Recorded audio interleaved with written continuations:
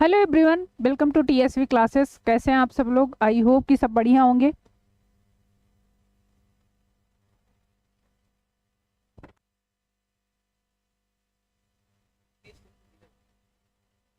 तो चलिए शुरू करते हैं। अपने जो क्वेश्चन कर रहे थे उसकी श्रृंखला में आगे बढ़ेंगे। ठीक है, देखते हैं। हम लोग लास्ट सेशन में डिस्कस कर रहे थे।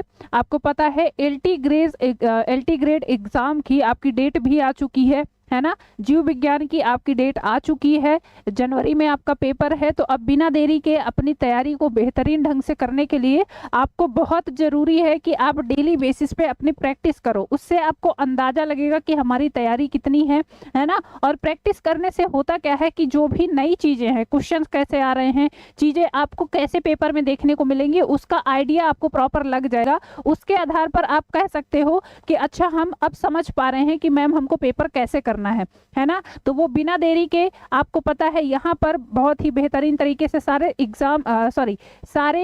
जो आपके सब्जेक्ट हैं उन सब की क्लासेस चल रही हैं। फिलहाल अगर हम अपनी बात करें तो हम बायोलॉजी का जो आपका क्वेश्चन पूछा जाता है उसके लिए सारे के सारे क्वेश्चंस बहुत ही बेहतरीन तरीके से यहाँ पर करवाए जा रहे हैं। ठीक है, तो चलिए बिना देरी के शुरू करते हैं आज की अपनी श्रृंखला। और सभी को गुड मॉर्निंग, राधे राधे। सभी लोग लाइव आ जाइए, सेशन को शेयर कर दीजिए और जुड़ जाइए बिना देरी के। ठीक है, चलिए। तो जीव विज्ञान में आपको पता है, बायोलॉजी में हम ऑलरेडी क्वेश्चन कर रहे थे। आगे बढ़ेंगे और इस सेशन का पहला क्वेश्चन देखते हैं। चलिए आइए देखते हैं। क्वेश्चन है, which is called as triple vaccine. इनमें से किसे ट्रिपल टीका कहा जाता है? चलिए बताना है आपको कि ट्रिपल वैक्सीन किसे कहा जाता है। कौन सा एक ऐसा इसमें से टीका है जिसको ट्रिपल वैक्सीन के नाम से जाना जाता है? बीसीजी, डीपीटी या फिर टीएबी। और डी ऑप्शन नहीं है यहाँ पर, तो डी ऑप्शन आप लिख लीजिए, none of the above. None of the above. चलिए बताइए भाई फटाफट से, इनमें से कौन सा एक टीका ऐसा है जिसे ट्रिपल टीका कहा जाता है? ठीक है, क्या कहा जाता है? ट्रिपल टीका। चलो भाई फटाफट से आंसर करेंगे और सभी लोग सेशन को शेयर कर देंगे जोरदार तरीके से और जुड़ जाएंगे सारे लोग। ठीक है, चलो इनमें से कौन सी एक ऐसी वैक्सीन है जिसे ट्रिपल वैक्सीन के नाम से जाना जाता है? बीसीजी, डीपीटी, टीएबी या फिर इनमें से कोई नहीं? क्या होगा यहाँ पर राइट आंसर? तो जैसा कि आपको पता है यहाँ पर किसको कहा जाता है ट्रिपल टीका? ये डीपीटी को कहा जाता है ट्रिपल टीका। ठीक है, ऑप्शन बी यहाँ आपका एकदम सही आंसर हो जाएगा।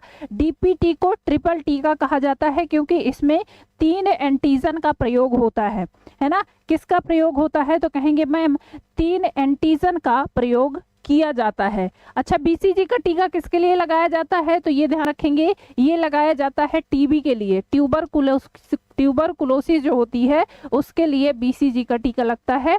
ठीक, ऑप्शन बी आपका यहाँ पर एकदम सही आंसर हो जाएगा। चलिए बढ़ते हैं नेक्स्ट क्वेश्चन की तरफ। अगला क्वेश्चन है Sertoli cells are found in. Sertoli cells कहां पर पाई जाती हैं? पहला दिया है ओवरी में, बी ऑप्शन टेस्टिस में, सी ऑप्शन किडनी में एंड डी ऑप्शन है लीवर में। सर्टोरी सेल्स कहां पर देखने को मिलती हैं? चलिए भाई बताइए क्या होगा यहाँ पर राइट आंसर। सर्टोरी सेल्स कहां पर देखने को मिलती हैं? ओवरी में, टेस्टिस में, किडनी में या फिर लीवर में? ठीक, कहां पर देखने को मिलती हैं सर्टोली सेल्स? तो आप पढ़ते हो सर्टोली सेल्स की अगर बात करें, ये आपको देखने को मिलती हैं जो मेल रिप्रोडक्टिव सिस्टम आप पढ़ते हो।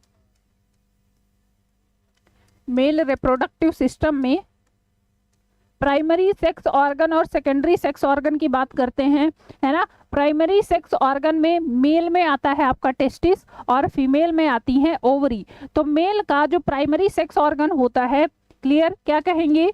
प्राइमरी सेक्स ऑर्गन जो होता है दैट इज, ये है टेस्टिस। और टेस्टिस में ही आपकी प्रेजेंट होती हैं सर्टोली सेल्स। तो कहेंगे मैम कहाँ पर देखने को मिलती हैं? ये देखने को मिलती हैं टेस्टिस में। इनका काम क्या है? अगर पूछा जाए कि काम क्या है तो कहेंगे कि इनका काम है जो यहाँ पर टेस्टिस में बनने वाले जो स्पर्म हैं इनके लिए ये एक तरह से काम करती हैं, इनके न्यूट्रिशन के लिए काम करती हैं। क्लियर? इनका न्यूट्रिशन कौन प्रोवाइड करता है? तो यही सर्टोली सेल्स टेस्टिस में क्या करती हैं? जो बनने वाले स्पर्म हैं उनके न्यूट्रिशन में हेल्प करती हैं। ठीक है, तो यहाँ पर आप बताएंगे ऑप्शन बी एकदम सही आंसर हो जाएगा। ठीक है, ऑप्शन बी आपका एकदम सही आंसर हो जाएगा। चलिए बढ़ते हैं नेक्स्ट क्वेश्चन की तरफ। अगला क्वेश्चन देखते हैं, identify the milk ejection hormone. ये क्वेश्चन ऑलरेडी कर चुके हैं और भी जो सीरीज आप पढ़ रहे हो उसमें आपने देखा होगा ये इससे मिलता जुलता क्वेश्चन एक और आया था। तो चलिए बताएंगे ये क्वेश्चन, बताइए identify the milk ejection hormone. मैंने आपको जब फीमेल सेक्स हार्मोन के बारे में बताया था तो वहां पर बताया था प्रोजेस्टेरॉन और ऑक्सीटोसिन, ठीक है, एस्ट्रोजन, इन सब का काम बताया था। अब यहाँ पर बताइए कि मिल्क इजेक्शन हार्मोन के लिए कौन रिस्पॉन्सिबल होता है? फर्स्ट ऑप्शन दिया है वैसोप्रेसिन, बी ऑप्शन है ल्यूटेनाइजिंग हार्मोन, सी ऑप्शन है आपका फॉलिकल स्टिमुलेटिंग हार्मोन जिसको FSH कहा जाता है, एंड डी ऑप्शन है प्रोलैक्टिन एंड ऑक्सीटोसिन। चलिए बताएंगे यहाँ पर क्या होगा right answer. Identify the milk ejection hormone. Milk ejection hormone, दुग्ध निष्कासन हार्मोन को पहचानिए, क्या होगा यहाँ पर correct answer? Vasopressin, luteinising hormone जिसको LH कहा जाता है, फॉलिकल स्टिमुलेटिंग हार्मोन जिसको FSH कहा जाता है, या फिर प्रोलैक्टिन एंड ऑक्सीटोसिन। चलिए भाई बताइए क्या होगा यहाँ पर राइट आंसर। तो देखिए एक चीज यहाँ पर बेटा ध्यान रखेंगे, जब आप बात करते हो किसकी? मिल्क इजेक्शन की, तो मैम आपने बताया था मिल्क इजेक्शन में और मिल्क फॉर्मेशन में दो हार्मोन्स का बहुत ही महत्वपूर्ण रोल होता है। एक तो होता है प्रोलैक्टिन, एक तो क्या है? प्रोलैक्टिन, और मैम दूसरा क्या है? तो दूसरा आपने बताया था ऑक्सीटोसिन। अब यहाँ पर आपसे ध्यान रखेंगे, यहाँ पर आपसे पूछा है मिल्क इजेक्शन, बट यहाँ पर ऑप्शन में आपके दोनों दिया है। ठीक है, तो यहाँ पर क्वेश्चन में तो फिलहाल ऑप्शन में आप दोनों लगाओगे, लेकिन अगर यही अलग अलग दिया होता तो क्या करते? अगर प्रोलैक्टिन और ऑक्सीटोसिन अलग अलग दिया होता तो मैम क्या करते? फिर कौन सा लगाते? तो बेटा ध्यान रखेंगे जो ऑक्सीटोसिन है आपका ये रिस्पॉन्सिबल होता है दुग्ध निष्कासन के लिए, मिल्क इजेक्शन के लिए। तो डायरेक्टली अगर पूछा जाए तो ये तो आंसर ऑक्सीटोसिन हो जाएगा, लेकिन आपको पता है कि प्रोलैक्टिन का काम क्या होता है? ये काम करता है दुग्ध निर्माण के लिए, है ना? किसके लिए काम करता है? तो यहाँ पर बताएंगे मिल्क फॉर्मेशन में काम कौन कर रहा है? मिल्क फॉर्मेशन में कौन काम कर रहा है? तो यहाँ पर बताएंगे मैम ये काम कर रहा है आपका प्रोलैक्टिन। तो अगर आपसे पूछा जाता है क्वेश्चन में कि मैम बताइए, अगर ये बताना है कि दूध का उत्पादन कौन कर रहा है, ये दूध के फॉर्मेशन में हेल्प कौन कर रहा है, अगर आपसे ऑप्शन में पूछा है प्रोलैक्टिन दिया है और ऑक्सीटोसिन अलग अलग दिया है तो आप प्रोलैक्टिन लगाओगे। लेकिन अगर इजेक्शन के लिए पूछा है कि मिल्क निष्कासन किसकी वजह से हो रहा है तो वहां पर ऑक्सीटोसिन लगाएंगे। अब चूंकि यहाँ पर ऑप्शन में आपके दोनों दिया है तो यहाँ पर आप दोनों लगा दीजिए। ठीक है, ऑप्शन डी आपका यहाँ पर सही आंसर हो जाएगा। प्रोलैक्टिन दूध उत्पादन और निष्कासन यहाँ पर दोनों के लिए कह सकते हैं। आल्सो ये जो मेमोरी ग्लैंड होती हैं इनके विस्तार के लिए, विकास के लिए भी प्रोलैक्टिन ही रिस्पॉन्सिबल होता है। उसके अलावा आप पढ़ते हो ऑक्सीटोसिन को बर्थ हार्मोन भी कहा जाता है। इसको क्या कहते हैं? बर्थ हार्मोन भी कहा जाता है। क्यों? क्योंकि बेबी बर्थ के समय, पाचुरेशन के समय ये हेल्प करता है, जो यूटेरस की वॉल हैं उनको आराम से फैलने में मदद करता है। ठीक है, तो ये भी ध्यान रखेंगे। ऑक्सीटोसिन को बर्थ हार्मोन भी कहा जाता है। क्लियर? चलो, और ये निकलता कहाँ से है? ये निकलता कहाँ से है अगर पूछा जाए तो पीयूष ग्रंथि जो आपकी है वहां से निकलता है। ठीक है, तो चलिए ऑप्शन डी यहाँ आपका एकदम सही आंसर हो जाएगा। बाकी बढ़ते हैं नेक्स्ट क्वेश्चन की तरफ। अगला क्वेश्चन देखते हैं, which of the following is not an infection disease. इनमें से बताइए निम्नलिखित में से कौन सा संक्रामक रोग नहीं है।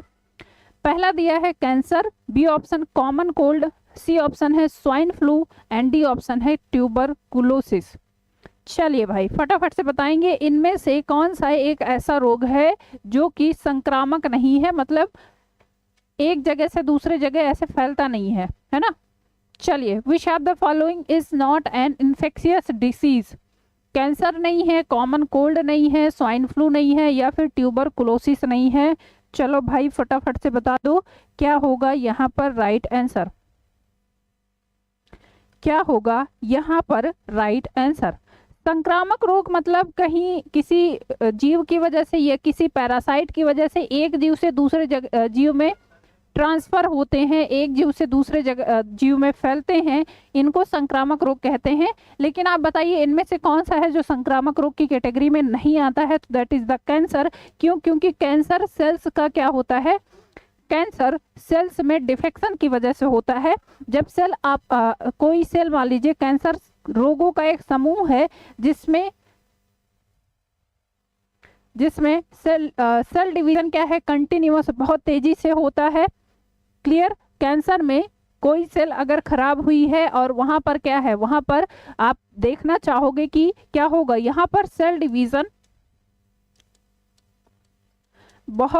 बहुत तेजी से रैपिडली ग्रोथ करेगा और सेल डिवीजन इतना तेजी से होता है कि जो कैंसरस सेल्स हैं वो बहुत तेजी से बढ़ती हैं, है ना। तो ये बाकी कॉमन कोल्ड, स्वाइन फ्लू और ट्यूबरकुलोसिस ये किसी न किसी तरह से संक्रमण से फैलते हैं। क्लियर? तो ऑप्शन आपका यहाँ पर ए हो जाएगा राइट आंसर। चलिए नेक्स्ट क्वेश्चन देखते हैं। अगला क्वेश्चन है,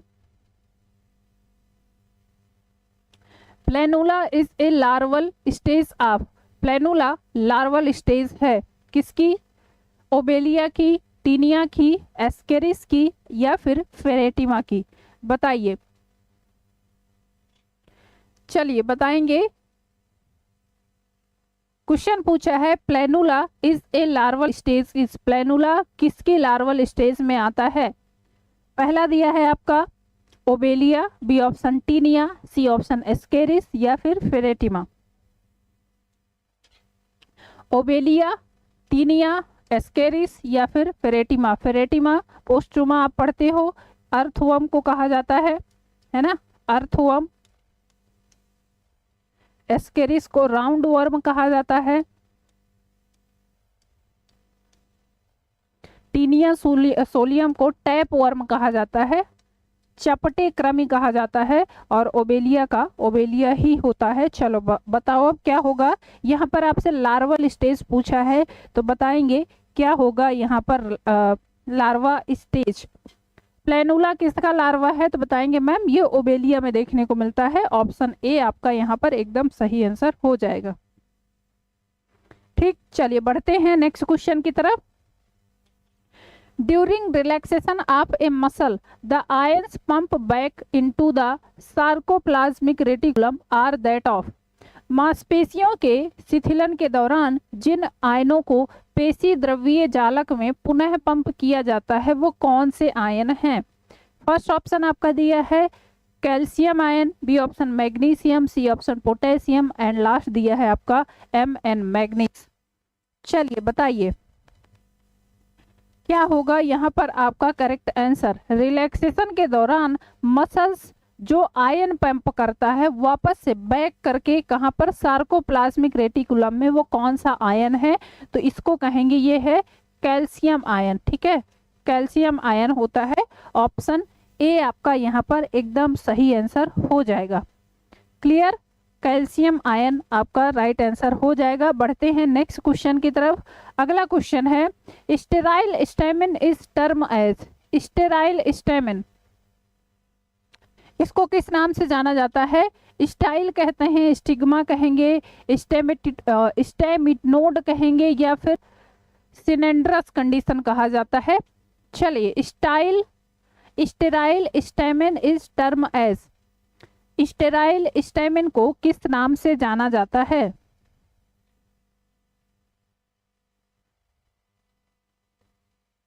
बताइए भाई क्या होगा यहाँ पर राइट आंसर। स्टेराइल स्टेमेन को किस नाम से जाना जाता है? तो आप देखते हैं पौधों में कभी कई कई बार ये होता है कि स्टेमेन का पूर्ण रूप से विकास ना होने की वजह से वो छोटा रह जाता है और स्टेराइल रह जाता है। इस कंडीशन को कहा जाता है स्टेमिनोड। ऑप्शन सी आपका यहाँ पर करेक्ट आंसर हो जाएगा। इस कंडीशन को क्या कहा जाएगा? तो मैम इसको कहते हैं स्टेमिनोड। क्लियर? ऑप्शन सी आपका यहाँ पर राइट आंसर हो जाएगा। चलिए बढ़ते हैं नेक्स्ट क्वेश्चन की तरफ। Bacteria are classified in the kingdom. जीवाणुओं को कौन से ग्रुप में रखा गया है? एनिमेलिया में, फंजाई में, मोनेरा में, प्रोटिस्टा में। बहुत सिंपल सा क्वेश्चन है, फटाफट से बताएंगे क्या होगा राइट आंसर। और एक बार सेशन को शेयर कर दीजिए, लाइक कर दीजिए, ठीक है। चलिए बताइए, bacteria are classified in the kingdom. Bacteria को कौन से जगत में, कौन से समूह में रखा गया है? एनिमेलिया के अंतर्गत, मोनेरा में, फंजाई में या फिर प्रोटिस्टा में। चलिए क्या होगा यहाँ पर राइट आंसर।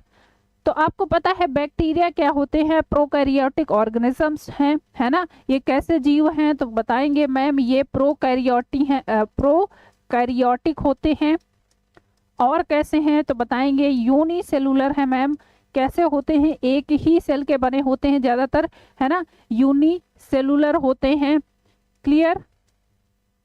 तो बताएंगे यूनिसेलुलर प्रोकैरियोट को किसके अंतर्गत रखा गया है? ये रखा गया है, सारे के सारे जीवों को मोनेरा जगत के अंतर्गत रखा गया है। ऑप्शन सी आपका यहाँ पर एकदम सही आंसर हो जाएगा, ठीक है। एनिमेलिया में सारे के सारे मल्टी सेलुलर ऑर्गेनिजम्स रखे गए हैं, जो कि आपके सारे के सारे एनिमल आते हैं। फंजाई में आपको पता है सारा का सारा फंगस ग्रुप रखा गया है।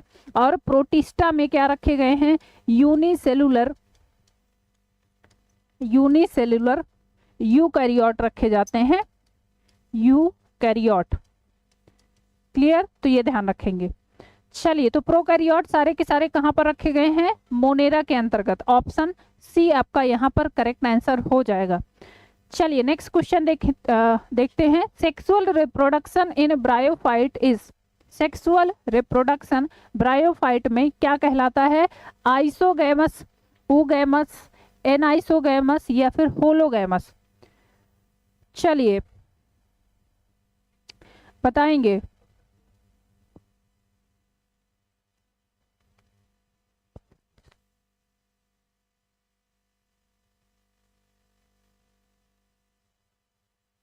चलिए भाई बताइए, sexual reproduction in bryophyta. Bryophyta में सेक्सुअल रिप्रोडक्शन को किस नाम से जाना जाता है?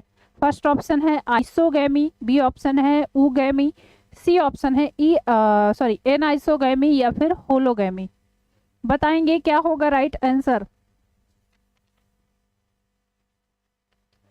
तो सेक्सुअल रिप्रोडक्शन की जहां पर बात आती है वहां पर हम बात करते हैं दो अलग अलग ग्रुप के, कह सकते हैं दो युग्मकों की बात करते हैं। जैसे कि आप एक तो मेल हो जाएगा आपका और दूसरा क्या है? फीमेल पार्ट हो जाएगा, है ना। तो मेल फीमेल जहां पर प्रेजेंट होंगे वहां पर किस नाम से जाना जाता है?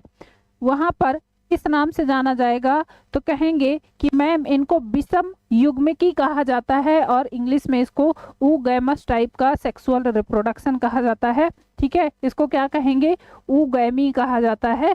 तो ऑप्शन आपका यहाँ पर बी करेक्ट है। क्लियर? ऑप्शन बी आपका एकदम सही आंसर हो जाएगा। चलिए नेक्स्ट क्वेश्चन देखेंगे। Haplontic type of life cycle is present in. Haplontic type of life cycle कहां पर देखने को मिलती है? एक्टोकार्पस, फ्यूकस, पॉलीसिफोनिया या फिर स्पाइरोगायरा। चलिए भाई बताइए फटाफट से, कहां पर आपको क्या देखने को मिलता है? Haplontic type of life cycle. Haplontic type of life cycle कहां पर देखने को मिलती है? एक्टोकार्पस में, फ्यूकस में, पॉलीसिफोनिया में या फिर स्पाइरोगायरा में। तो बताएंगे हेप्लॉन्टिक मतलब एक ही चक्र में पूरा का पूरा जीवन ये कंप्लीट करता है, that is spirogyra. Option D आपका राइट आंसर हो जाएगा, ठीक है। Option D is the right answer. इसको कहेंगे हेप्लॉन्टिक प्रकार का जीवन चक्र, जो कि आपको स्पाइरोगायरा में देखने को मिलता है। Option D is the right answer. Next question देखेंगे, the wood of Pinus is, wood of Pinus, Pinus की वुड कैसी होती है? मेनोजाइलिक होती है, पिक्लोजाइलिक होती है, मीसोजाइलिक होती है, या फिर पॉलीजाइलिक होती है? चलिए स्वाति चलिए भाई बताएंगे क्या होगा यहाँ पर राइट आंसर। पाइनस की जो वुड है, पाइनस का पेड़ है, उसमें जो लकड़ियां होती है, लकड़ी होती है, उसमें जाइलम कैसा पाया जाता है, उसी आधार पर इसमें पूछा है आपसे। ठीक है, पाइनस आपको पता है जिम्नोस्पर्म के अंतर्गत आता है। ठीक है, तो आप बताएंगे इसमें क्या होगा यहाँ पर करेक्ट आंसर। पाइनस आपको पता है ये किस में आता है, तो ये आता है जिम्नोस्पर्म में, और इसमें किस टाइप का जाइलम पाया जाता है, उसी आधार पर इसकी जो लकड़ियां हैं या इसका जो तना है उसको नाम दिया जाता है। तो बताएंगे क्या होगा यहाँ पर राइट आंसर। चलो, the wood of Pinus, Pinus की जो वुड होती है वो कैसी होती है?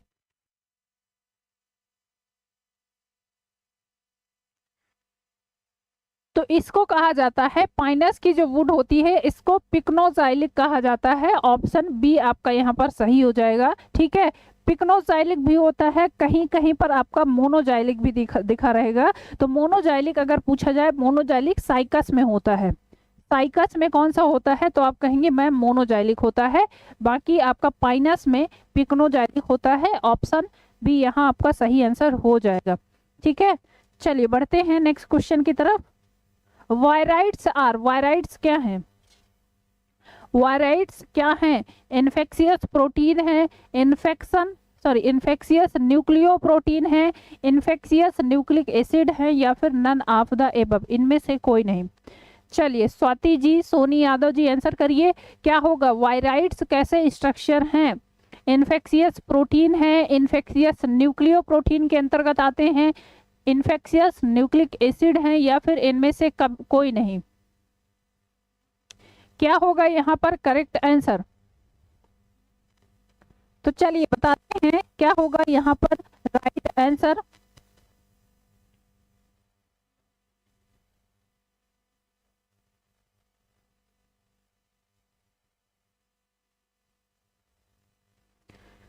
चलिए भाई बताएंगे क्या होगा राइट आंसर। वायरॉइड्स क्या है? तो वायरॉइड्स आप पढ़ते हो कि क्या है मैम, तो बताते हैं कि ये ऐसे जीव हैं या ऐसे ऑर्गेनिज्म हैं जो कि पौधों में डिसीज कॉज करते हैं। मैसेज नहीं जा रहा क्या मैम? आ रहा है, बिल्कुल आ रहा है, पढ़ भी रहे हैं आपके मैसेजेस। चलिए आंसर करिए, 12th के लिए बताइए क्या होगा राइट आंसर। वायरॉइड्स क्या हैं? वायरॉइड्स कौन सी कैटेगरी में आते हैं? सोनी यादव जी आ रहा है आपका मैसेज, पढ़ रहे हैं हम।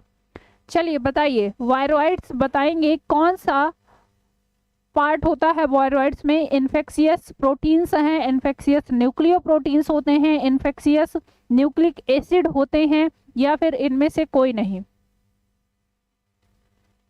इनमें से कोई नहीं। क्या होगा यहाँ पर राइट आंसर? तो बताएंगे कि मैम वायरॉइड्स ऐसे स्ट्रक्चर होते हैं जिनमें कैप्सिड और प्रोटीन अनुपस्थित होता है। ना तो इनमें कैप्सिड होता है और ना ही इनमें प्रोटीन होता है।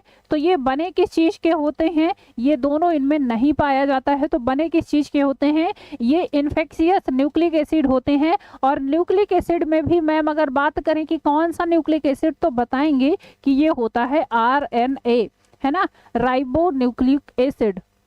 चलो क्या हो जाएगा यहाँ पर, कौन सा इन्फेक्शियस न्यूक्लिक एसिड होता है? तो that is the ribo nucleic acid, RNA होता है। और ये पौधों में डिसीज कॉज करने का काम करते हैं। लगभग इनमें 300 न्यूक्लियोटाइड मोनोमर होते हैं, और ये सिर्फ और सिर्फ ध्यान रखेंगे पौधों में रोग फैलाते हैं। ठीक है, जिनका संक्रमण किसकी वजह से होता है? तो वो न्यूक्लिक एसिड की वजह से होता है, और न्यूक्लिक एसिड में भी RNA इनमें प्रेजेंट होता है। ऑप्शन सी आपका यहाँ पर राइट आंसर हो जाएगा। हाँ चलिए, ऑप्शन सी आपका यहाँ पर राइट आंसर हो जाएगा।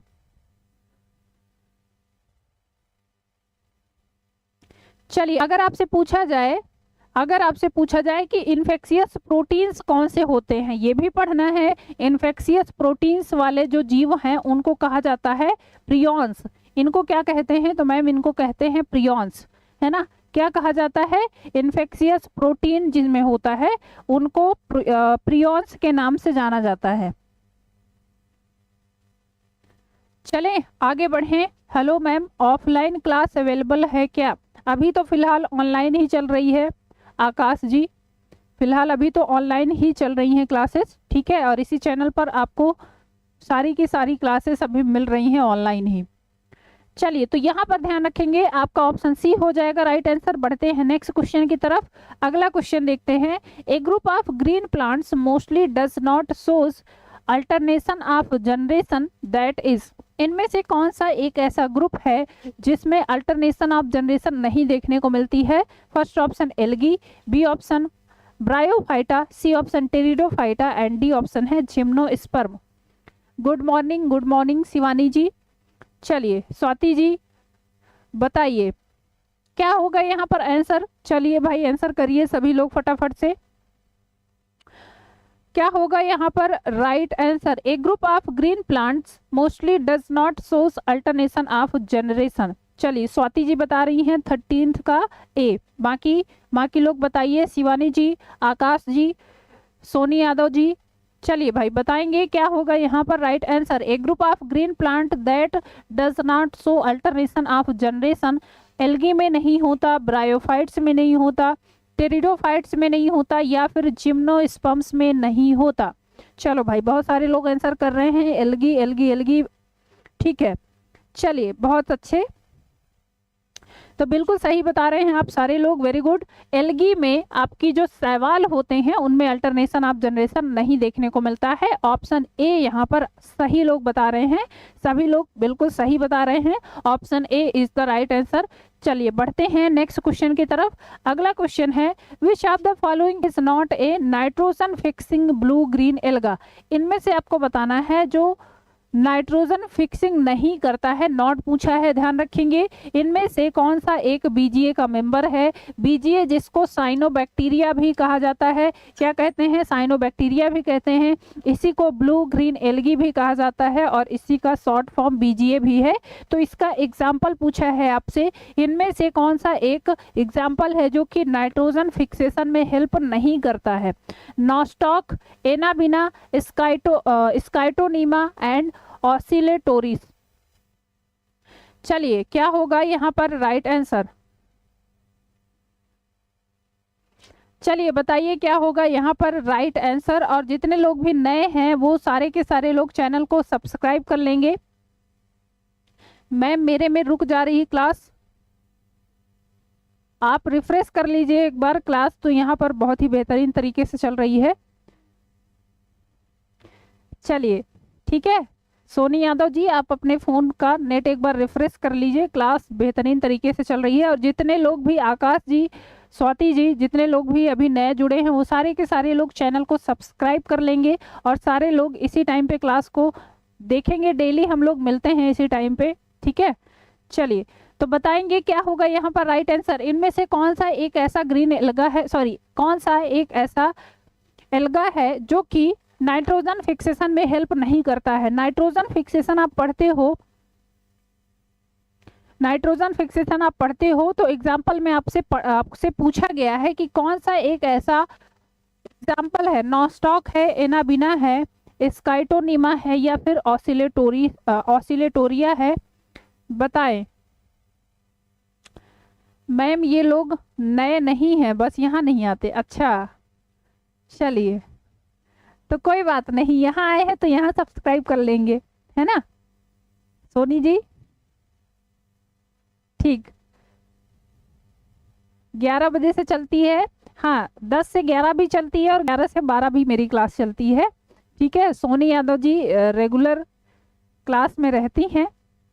चलिए अच्छा बताएंगे क्या होगा यहाँ पर राइट आंसर।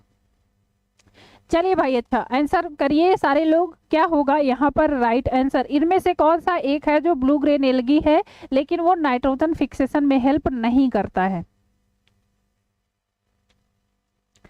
चलिए भाई फटाफट से बता दीजिए, तो बताएंगे। अब बताएंगे कि यहाँ पर हो जाएगा स्काइटोनीमा, ऑप्शन सी आपका हो जाएगा राइट आंसर, है ना, ऑप्शन सी यहाँ पर सही आंसर हो जाएगा। चलिए अब यहाँ भी आने लगे हैं, शिवम जी बोल रहे हैं यहाँ भी आने लगे हैं, बिल्कुल बिल्कुल यहाँ भी आना है, अब रोज आएंगे, बहुत बड़ी टीम है। हाँ हाँ, आप सब लोग का स्वागत है, और जितने लोगों को ले आ सकते हैं, है ना, उतने लोग को लेके आइए, सबका तहे दिल से स्वागत है। चलिए अच्छा, तो ऑप्शन सी आपका यहाँ पर राइट आंसर हो जाएगा। चलिए बढ़ते हैं नेक्स्ट क्वेश्चन की तरफ। The lowest taxonomic category in universal stage is. चलो बताओ, लोएस्ट टेक्सोनॉमिक कैटेगरी पूछा है। चलो अच्छा, बात मत करो, अब सारे लोग क्लास पे ध्यान देंगे, ठीक है, बात बाद में करिएगा, सारे लोग क्लास पे ध्यान देंगे। लोएस्ट टेक्सोनॉमिक कैटेगरी आपसे पूछा है। First option genus, B option order, C option है स्पीसीज एंड डी ऑप्शन है क्लास। चलिए स्वाति जी, चलो अच्छा, क्लास आंसर करेंगे सारे के सारे लोग, शिवानी, स्वाति, सोनी यादव जी, ठीक है, आकाश जी कहाँ गए, चलो भाई बताएंगे क्या होगा यहाँ पर राइट आंसर। लोएस्ट कैटेगरी पूछा है आपसे, लोएस्ट टेक्सोनॉमिक कैटेगरी आप पढ़ते हो ना, हायर टू लोअर जब आप आते हो तो आप पढ़ते हो कि जो सिमिलर कैरेक्टर हैं उनमें भी क्या होता है, उनमें ग्रोथ होती है, ध्यान रखेंगे, उनमें क्या होती है, ग्रोथ होती है। यहाँ पर जो लोएस्ट कैटेगरी है वो आपकी स्पीसीज है, सारे लोग आंसर कर रहे हैं, बहुत सही। स्पीसीज जो कि सबसे लोएस्ट सबसे लोएस्ट टेक्सोनॉमिक कैटेगरी में जानी जाती है, और इसी को क्या कहा जाता है, टेक्सोनॉमी की यूनिट भी कहा जाता है। क्या कहेंगे मैम, टेक्सोनॉमी की यूनिट भी क्या कहलाती है, यही कहलाती है। इसका टर्म किसने दिया था, जॉन रे नाम के साइंटिस्ट ने दिया था, ठीक है। और स्पीसीज में एक चीज ध्यान रखेंगे, जो सिमिलर कैरेक्टर होते हैं वो बहुत ही क्या होते हैं, यहाँ पर सिमिलर कैरेक्टर काफी ज्यादा मिलते हैं।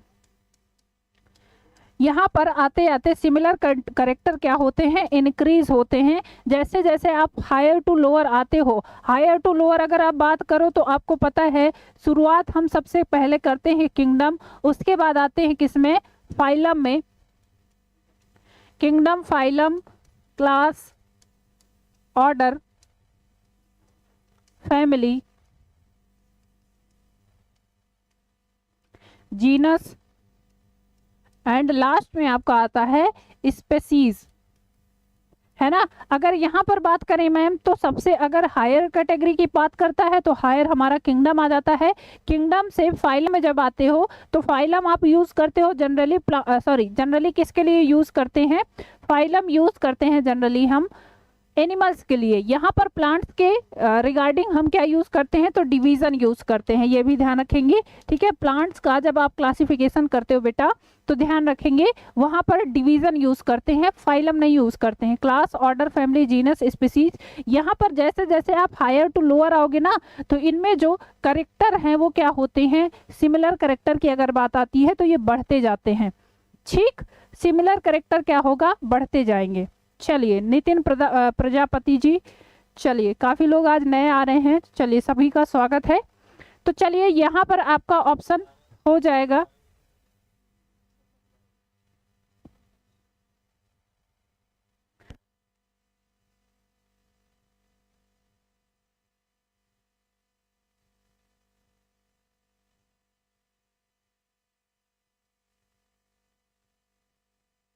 तो चलिए ऑप्शन सी आपका यहाँ पर राइट आंसर हो जाएगा। बढ़ते हैं नेक्स्ट क्वेश्चन की तरफ। बहुत ही शानदार तरीके से क्लास चल रही है और क्लास को एक बार शेयर कर देंगे सारे लोग, ठीक है, लाइक कर देंगे अगर अच्छी लग रही है क्लास तो, और सभी लोग चैनल को सब्सक्राइब कर लेंगे।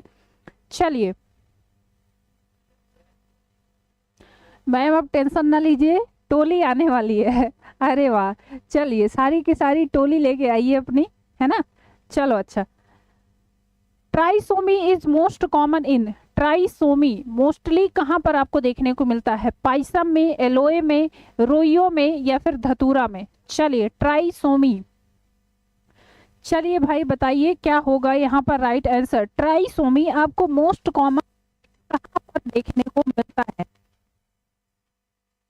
ट्राइसोमी में होता क्या है, तो ट्राइसोमी में मैम पढ़ते हैं क्या होगा, 2n+1 हो जाता है ना। ट्राइसोमी मतलब वैसे तो डिप्लॉयड स्ट्रक्चर होता है, लेकिन अगर एक और उसमें जुड़ गया तो इसको ट्राइसोमी कहा जाता है। अच्छा, मोनोसोमी क्या होता है, अगर पूछा जाए आपसे मोनोसोमी क्या होता है, तो ये कहेंगे मैम इसमें 2n-1 हो जाता है ना, 2n-1 हो जाता है, इसको मोनोसोमी कहा जाता है। ट्राइसोमी आपका देखने को मिलता है धतूरा में। ऑप्शन डी आपका राइट आंसर हो जाएगा। ठीक है, ऑप्शन डी आपका यहाँ पर राइट आंसर हो जाएगा। क्लियर, चलिए भाई बढ़े आगे।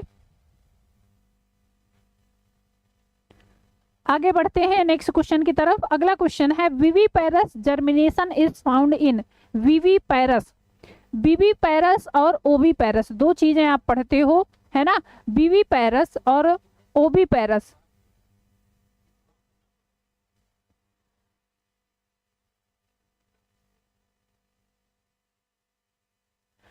चलिए अच्छा बताएंगे। विविपैरस जर्मिनेशन इज फाउंड इन, एक तो विविपैरस होता है, दूसरा होता है ओविपैरस। यहाँ पर आपसे पूछा है विविपैरस कहाँ पर देखने को मिलता है। फर्स्ट ऑप्शन है जीरोफाइट्स, बी ऑप्शन है विविपैरस जीरोफाइट्स, हेलोफाइट्स, मीजोफाइट्स या फिर हाइड्रोफाइट्स। चलिए भाई कहाँ पर ये कंडीशन देखने को मिलती है, विविपैरस, विविपैरस। चलो कहाँ ये जर्मिनेशन देखने को मिलता है, बताइए भाई फटाफट से, कहाँ पर ये देखने को मिलता है। तो ये कहेंगे मैम ये हेलोफाइट्स में देखने को मिलता है ना। कहाँ पर देखने को मिलता है, हेलोफाइट्स। जो पौधे कहाँ पर उगते हैं, ये पौधे उगते हैं आपके जहाँ पर बहुत ज्यादा लवण होता है ना, सलाइन वाटर होता है। चलिए तो यहाँ पर कहेंगे मैम ये ऑप्शन बी आपका राइट आंसर हो जाएगा। सलाइन सॉइल पर उगते हैं जनरली। क्लियर, चलो आगे बढ़ते हैं नेक्स्ट क्वेश्चन की तरफ। Edaphic factor refers to, edaphic factor को कहा जाता है, ये जनरली किसके लिए यूज किया जाता है, क्लाइमेट के लिए, टेम्परेचर के लिए, सॉइल के लिए या फिर रेनफॉल के लिए। चलिए आकाश जी, शिवानी जी, समीरा जी भी आ गई हैं। चलिए बताइए भाई एडेफिक फैक्टर किसके लिए यूज किया जाता है, क्लाइमेट के लिए, टेम्परेचर के लिए, सॉइल के लिए या फिर रेनफॉल के लिए। एडेफिक फैक्टर किसके लिए यूज किया जाता है, कुछ लोग सॉइल बता रहे हैं, ठीक है। चलिए बाकी लोग भी आंसर करिए, क्या होगा राइट आंसर।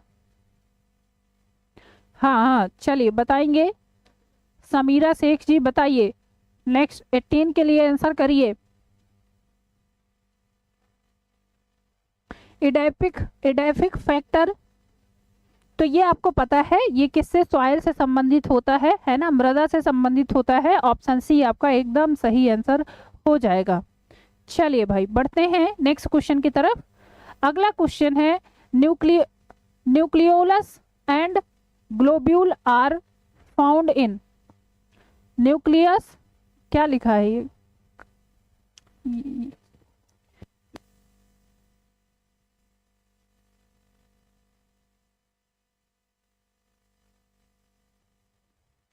चलिए यहाँ थोड़ा ये टाइपिंग मिस्टेक हुआ है, यहाँ पर ग्लोब्यूल एंड नोक्यूल पढ़ते हैं, है ना, ग्लोब्यूल एंड नोक्यूल पढ़ा जाता है। चलिए भाई ये है आपका, ठीक है, निक्यूल एंड ग्लोब्यूल।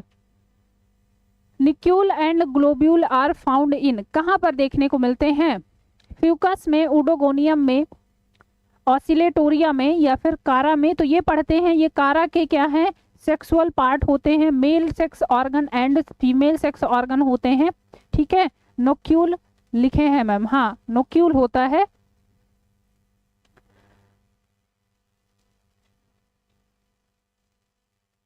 अच्छा सॉरी, ये निक्यूल, ये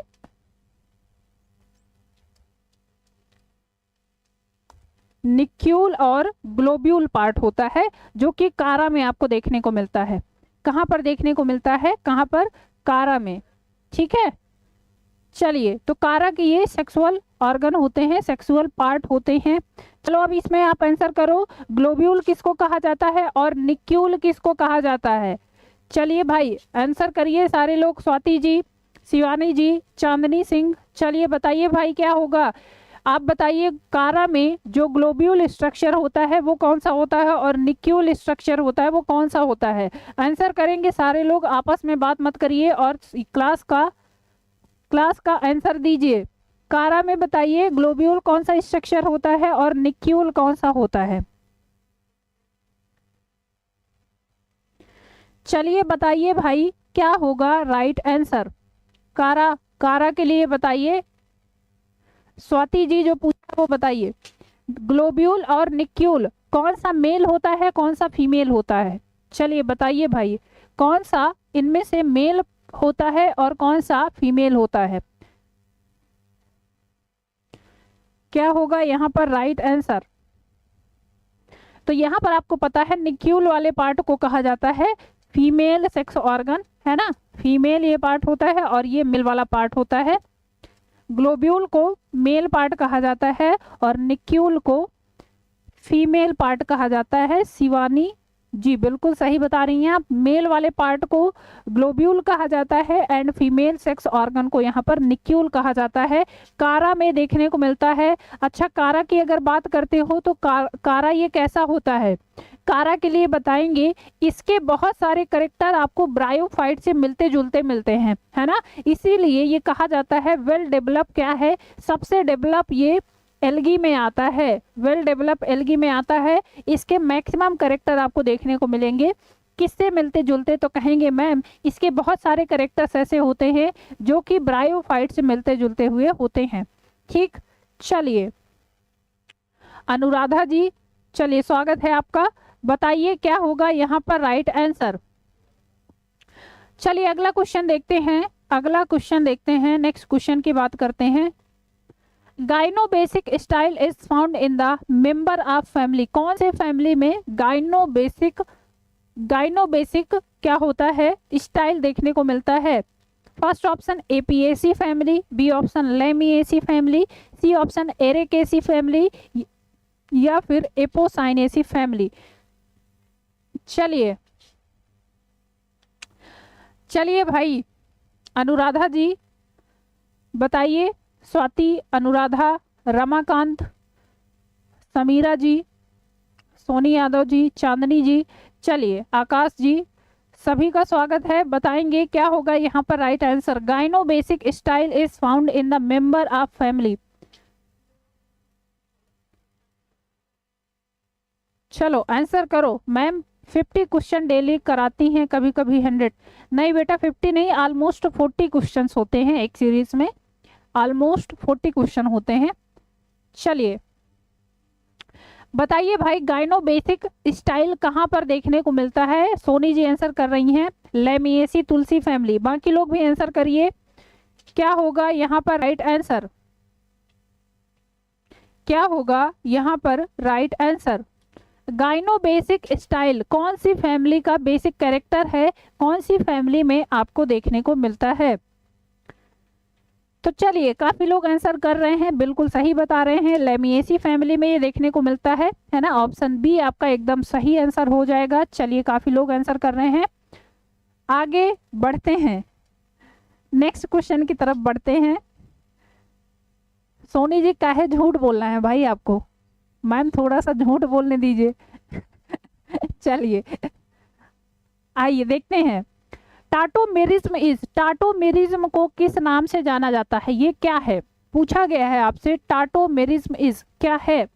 pairing of purine with purine, pairing of pyrimidine with pyrimidine, both of the above या फिर pairing of purine with pyrimidine.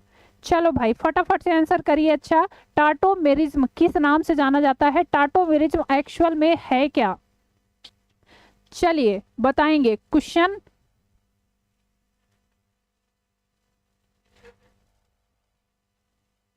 Tautomerism क्या है बताइए।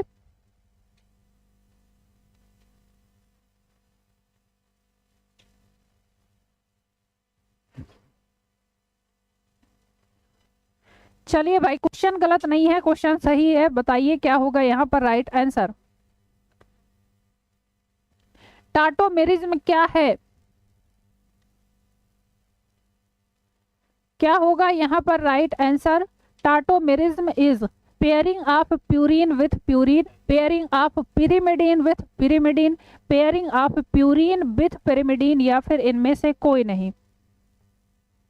चलिए भाई फटाफट से आंसर करिए, क्या होगा यहाँ पर राइट आंसर। टाटोमर्स क्या है? ये एक टाइप का आइसोमर होता है ना? क्या होता है? एक टाइप का आइसोमर होता है, जो कि आप पढ़ते हो ना न्यूक्लिक एसिड्स वगैरह में, इनमें देखने को मिलता है। अब ये बताइए इसमें से कौन सी पेयरिंग जो होती है वो टाटोमेरिज्म कहलाती है?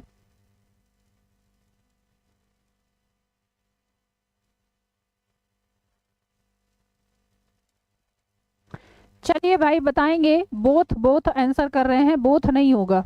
आगे बताइए, बोथ नहीं होगा। बाकी लोग भी आंसर करिए। समीरा जी बता रही हैं डी। शिवानी 21 का क्या है? सी। चलिए और लोग आंसर करेंगे, क्या होगा यहाँ पर राइट आंसर। और लोग आंसर करेंगे यहाँ पर क्या होगा राइट आंसर।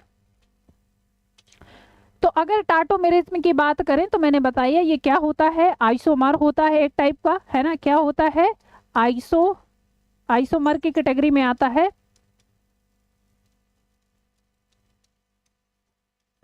आइसोमर्स की कैटेगरी में होता है। जो आपके नाइट्रोजनस क्षार होते हैं उनका एक तरह से ये बाइंडिंग करता है। अब यहाँ पर बताएंगे कि कौन सा, आपसे सीधे सीधे बाइंडिंग ही पूछा है कि प्यूरिन का प्यूरिन के साथ होता है, प्यूरिन का पिरिमिडीन के साथ होता है, पिरिमिडीन और पिरिमिडीन का होता है, या फिर इनमें से किसी का नहीं होता है। तो चलिए भाई क्या होगा यहाँ पर राइट आंसर।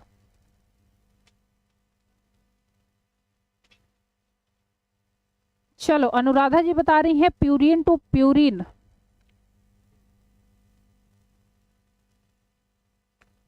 स्वाति जी चलिए बताइए क्या होगा राइट आंसर।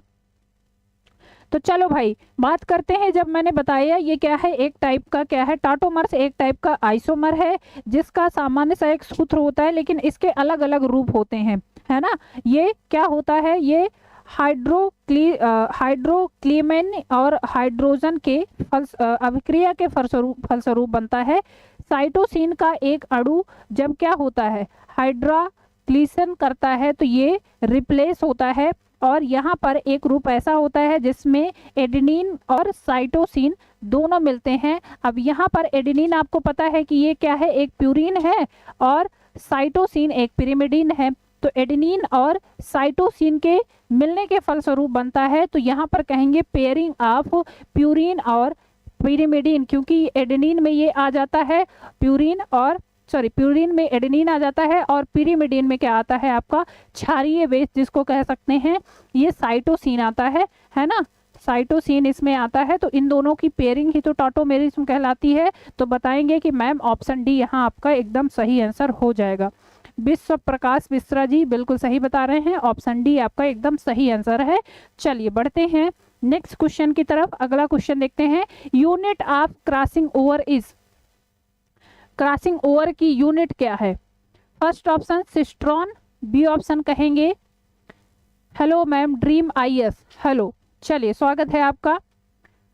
सिस्ट्रॉन कहेंगे, म्यूटन कहेंगे, इंट्रॉन कहेंगे, या फिर रिकॉन कहेंगे। यूनिट ऑफ क्रॉसिंग ओवर, चलिए भाई आंसर करेंगे फटाफट से सारे लोग। चलिए बताइए unit of crossing over, crossing over की यूनिट किस नाम से जानी जाती है? बताइए भाई क्या कहेंगे यूनिट ऑफ क्रॉसिंग ओवर। तो चलिए इसको रिकॉन कहा जाता है, ऑप्शन डी आपका यहाँ पर राइट आंसर हो जाएगा। ठीक है, रिकॉन कहा जाता है। इसको क्रॉस विनिमय के नाम से जाना जाता है। डीएनए का सबसे छोटा खंड होता है, क्लियर? डीएनए का कह सकते हैं, रिकॉन क्या है? Smallest part of DNA, smallest part of DNA which participate in crossing over, इसी को क्या कहते हैं? क्रॉसिंग ओवर की यूनिट कहा जाता है। बिल्कुल सही स्वाति जी, ऑप्शन डी आपका यहाँ पर सही आंसर हो जाएगा। चलिए आगे बढ़ते हैं नेक्स्ट क्वेश्चन की तरफ। The male gametophyte is in an angiosperm. चलो भाई, मेल गैमेटोफाइट एक एंजियोस्पर्म में क्या कहलाता है? स्टेमेन कहते हैं, एंथर कहते हैं, पॉलन ग्रेन कहते हैं, या फिर इसको जनरेटिव न्यूसेलस के नाम से जाना जाता है। चलिए बताएंगे, अगला आंसर करेंगे सारे लोग, अगला क्वेश्चन का आंसर करेंगे सारे लोग। क्या होगा यहाँ पर right answer? The male gametophyte is an angiosperm. Angiosperm में बताइए मेल गैमेटोफाइट को किस नाम से जाना जाता है? मेल गैमेटोफाइट को स्टेमेन कहते हैं, एंथर कहते हैं, पॉलन ग्रेन कहते हैं, या फिर जनरेटिव न्यूसेलस के नाम से जाना जाता है।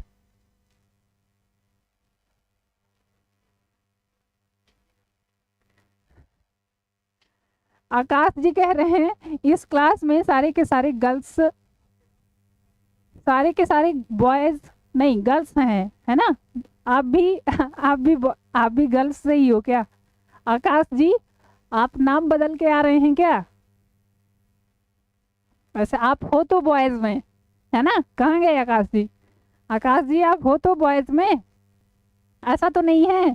अभिषेक भी आ गए, देखिए अभिषेक गौतम भी आ गए आपका हाथ साथ बटाने के लिए। अभिषेक जी आ गए आपके लिए कहने के लिए कि जी मैम हम साथ साथ हैं। चलिए भाई, कहाँ गए आकाश जी?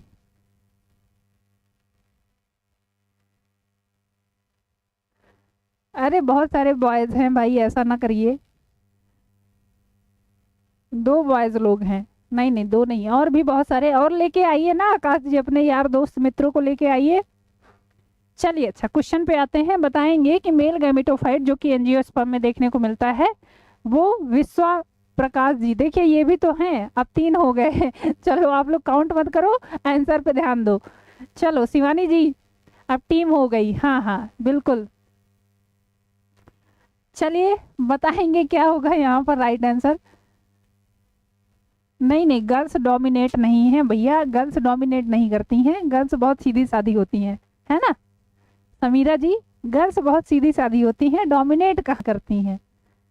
चलो भैया, male gametophyte is an example of, sorry male gametophyte angiosperm में कौन सा होता है? चलो अच्छा अब बात बंद करते हैं, अब आंसर करिएगा। चलो स्वाति जी, आकाश जी, समीरा जी, सोनी जी, सभी लोग आंसर करेंगे, शिवानी जी चलिए आंसर करेंगे। अच्छा क्या होगा, क्वेश्चन करते हैं। The male gametophyte in an angiosperm, एक एंजियोस्पर्म में जो मेल गैमेटोफाइट है वो क्या है? Stamen, anther, pollen grain and generative nucellus किस नाम से जाना जाता है? जल्दी से सारे लोग आंसर कर दीजिए, ठीक है?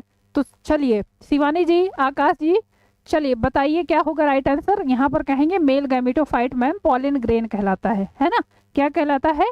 पॉलन ग्रेन कहलाता है। ऑप्शन सी आपका एकदम सही आंसर हो जाएगा। ठीक, हाँ बिल्कुल सही अनुराधा जी। चलिए बढ़ते हैं आगे नेक्स्ट क्वेश्चन की तरफ। अगला क्वेश्चन है Kaziranga wildlife sanctuary is famous for. Kaziranga वन्य जीव अभ्यारण्य किसके लिए प्रसिद्ध है? बहुत बार पढ़े होंगे, है ना? जीएस में भी पढ़ते हैं, यहाँ पर भी देखिए आपसे क्वेश्चन पूछा गया है। तो चलिए बताएंगे काजीरंगा किसके लिए प्रसिद्ध है। चलो भाई, काजीरंगा किसके लिए प्रसिद्ध है? नहीं, आज के युग में डोमिनेट ही करती हैं। कौन कह रहा है ये? कौन कह रहा है? शिवानी जी, समीरा जी? हाँ हाँ शिवानी बिल्कुल सही कह रहे हो। चलो अच्छा, काजीरंगा बता दो टाइगर के लिए, मस्क डियर के लिए, एलिफेंट के लिए, या फिर राइनासोर्स के लिए, किसके लिए प्रसिद्ध है? चलो भाई बहुत सारे लोग आंसर कर रहे हैं, बहुत सही बिल्कुल करेक्ट जा रहे हो आप। क्या होगा यहाँ पर राइट आंसर? काजीरंगा। बाकी लोग भी आंसर करें। अच्छा क्लास में बात कम करिए। स्वाति जी, अनुराधा जी, आकाश जी, चांदनी, विश्व प्रकाश, सोनी यादव, शिवानी, चलिए बहुत सारे लोग हैं और सभी लोग आंसर करेंगे। तो काजीरंगा वाइल्ड फेयर सेंचुरी आप पढ़ते हो किसके लिए? कहेंगे कि मैम ये पढ़ते हैं एक सींग वाले गैंडे के लिए जिसको कहा जाता है राइनोसोर, है ना? एक सींग वाला गैंडा। और बता दीजिए कहाँ पर है, कहाँ पर है काजीरंगा वाइल्ड लाइफ सेंचुरी, कहाँ पर है? तो बताएंगे कि मैम ये असम में है। कहाँ पर है? असम में है ना? ठीक है भाई, असम में आपकी ये उपस्थित है। चलिए, तो यहाँ पर आपका क्या हो जाएगा, ऑप्शन डी आपका राइट आंसर हो जाएगा। अच्छा, शेरों के लिए भी आप पढ़ते हो ना, टाइगर के लिए बता दीजिए कहाँ पर पढ़ते हैं। टाइगर के लिए आप पढ़ते हो ना गिर अभयारण्य, गिर पढ़ते हैं गुजरात में, है ना, गिर पढ़ा जाता है, गिर।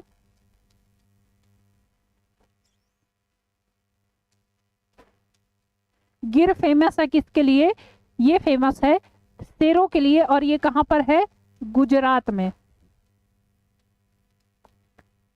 ठीक, हाथियों के लिए एक जगह फेमस है पेरियार करके, जो कि आपकी कहां पर पड़ती है, ये केरल में पड़ती है। और काजीरंगा तो आपको पता ही है, राइनासोर्स के लिए हो जाएगा। ठीक है, ठीक, चलिए, हाँ हाँ बिल्कुल सही बता रहे हैं सारे लोग, गिर गुजरात में ही है, पेरियार जो कि हाथियों के लिए फेमस है वो आपका कहाँ पर है, केरल में है। आगे बढ़ते हैं नेक्स्ट क्वेश्चन की तरफ। सिक्रेटिन क्या है, एक टाइप का हार्मोन है, एक टाइप की विटामिन है, एंजाइम है, या फिर ये एक टाइप का एक्सक्रीटरी प्रोडक्ट है। चलो भाई अगला आंसर करिए सारे लोग, अगला क्वेश्चन का आंसर करिए, सिक्रेटिन क्या है, चलिए बताइए क्या होगा। सिक्रेटिन एक टाइप का क्या है, ये हार्मोन है, विटामिन है, एंजाइम है, या फिर एक टाइप का एक्सक्रीटरी प्रोडक्ट है। चलो भाई फटाफट से बता दो क्या होगा यहाँ पर राइट आंसर। तो सिक्रेटिन आप पढ़ते हो, ये एक टाइप का हार्मोन है और कहाँ निकलता है, छोटी आंत में, स्मॉल इंटेस्टाइन में आप पढ़ते हो, है ना। तो ऑप्शन ए बिल्कुल सही आंसर हो जाएगा, ऑप्शन ए आपका यहाँ पर बिल्कुल सही आंसर हो जाएगा। बढ़ते हैं नेक्स्ट क्वेश्चन के लिए। Energy flow through food chain is always, खाद्य श्रृंखला में ऊर्जा प्रवाह सदैव होता है। खाद्य श्रृंखला में ऊर्जा प्रवाह सदैव कैसे होता है, चक्रीय अवस्था में होता है, साइक्लिक होता है, नॉन साइक्लिक होता है, सेमी साइक्लिक होता है, या फिर नन ऑफ द एबव, इनमें से कोई नहीं। चलिए बताइए अगला क्वेश्चन, अगले क्वेश्चन का आंसर करिए। Energy flow through food chain is. चलिए अगले क्वेश्चन में आ जाते हैं भाई। खाद्य श्रृंखला में जो एनर्जी फ्लो होता है वो कैसे होता है, सभी लोग आंसर करेंगे। क्वेश्चन में बढ़ते हैं थोड़ा जल्दी से, है ना, काफी टाइम है अभी हमारे पास, और क्वेश्चन को थोड़ा जल्दी जल्दी करेंगे, बहुत सारे क्वेश्चन हैं ताकि आपके क्वेश्चन कंप्लीट हो जाए। ठीक, चलिए energy flow through food chain is always, cyclic होता है, नॉन साइक्लिक होता है, सेमी साइक्लिक होता है, या फिर इनमें से कोई नहीं। चलो अनुराधा, चांदनी, आकाश जी, विश्व प्रकाश जी, चलिए आंसर करिए सभी लोग क्या होगा यहाँ पर राइट आंसर। और अगर क्लास अच्छी लग रही हो तो एक बार सभी लोग क्लास को शेयर कर दीजिए। जूलॉजी की क्लास तो नहीं है, नहीं भाई, इसमें जूलॉजी बॉटनी कहाँ से आता है, जूलॉजी बॉटनी आप एलटी वाले में पेपर में दोनों आता है अनुराधा जी, एलटी वाले में आपका जूलॉजी अलग से सब्जेक्ट होता है, ठीक है, उसमें बायोलॉजी पूछा जाता है। जिस फिलहाल हम जिस सब्जेक्ट में बात कर रहे हैं वो बायोलॉजी, इसमें मिक्स क्वेश्चन है आपके, जूलॉजी के हैं, बॉटनी के, दोनों के, क्योंकि प्रैक्टिस कर रहे हैं हम। ठीक, चलिए बताइए भाई क्या होगा, खाद्य श्रृंखला में ऊर्जा का प्रवाह कैसा होता है, कैसा होता है। तो बताएंगे कि मैम ऊर्जा का प्रवाह यहाँ पर नॉन साइक्लिक होता है, क्यों, क्योंकि ये यूनी डायरेक्शनल होता है ना। कैसा होता है, तो बताएंगे कि ये यूनी डायरेक्शनल होता है, यूनी डायरेक्शनल होता है, ठीक है। खाद्य श्रृंखला में जो एनर्जी फ्लो है वो यूनी डायरेक्शनल होता है। सोनी मैम वो आप वाली क्लास के लिए पूछ रही हैं, कौन सी क्लास के लिए बताइए, अन्नू जी कौन सी क्लास के लिए। चलिए भाई यहाँ पर समझ में आ गया, एनर्जी फ्लो क्या होता है, हमेशा यूनी डायरेक्शनल होता है। और आप पढ़ते हो क्योंकि ऊर्जा का 10% भाग ही अगले पोषण स्तर पर पहुंचता है, और ये 10% लॉ आप पढ़ते हो ना, 10% लॉ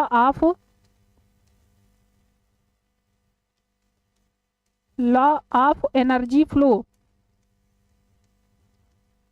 ये किसके द्वारा दिया गया है, बहुत पढ़ा जाता है 10% लॉ, ये दिया गया था लिंडमैन नाम के साइंटिस्ट के द्वारा। ठीक है। और इसी के आधार पर पढ़ते हैं कि एक पोषण स्तर से अगले पोषण स्तर पर जो ऊर्जा का प्रवाह होता है वो केवल और केवल 10% ही होता है, ठीक है। और ये यूनिडायरेक्शनल होता है, तो कहेंगे कि मैम इसमें कोई भी साइक्लिक अवस्था नहीं होती है। साइक्लिक तो ऐसे हो जाएगा, है ना, साइक्लिक तो ऐसे हो जाएगा, लेकिन यूनिडायरेक्शनल है, मतलब कि ये ऐसे जाता है। क्लियर? चलिए, हाँ बहुत सही, सारे लोग बता रहे हैं। चलिए बढ़ते हैं नेक्स्ट क्वेश्चन की तरफ। अगला क्वेश्चन है, who suggested 5 kingdom classification organism? किसने जीवों के पंच वनस्पति जगत वर्गीकरण व्यवस्था का सुझाव प्रस्तुत किया था? सीधे सीधे बताइए, आपसे पूछा है 5 किंगडम क्लासिफिकेशन सिस्टम किसके द्वारा दिया गया है? विटेकर के द्वारा, कोपलैंड के द्वारा, एडवर्ड्स के द्वारा, या फिर थाम्बे के द्वारा? चलिए भाई, बहुत सिंपल सा क्वेश्चन है और बिना देरी के सारे लोग आंसर कर देंगे फटाफट से।